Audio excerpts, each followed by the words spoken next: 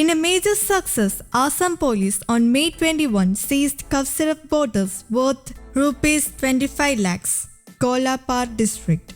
3 persons have been arrested with regard to the case. Further investigation is underway.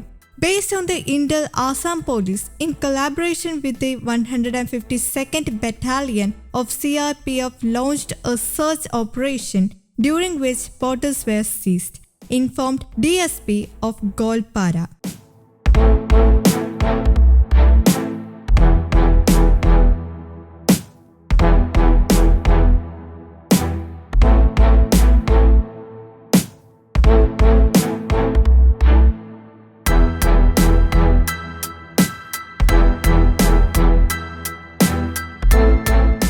News Desk, Kaumudy Global.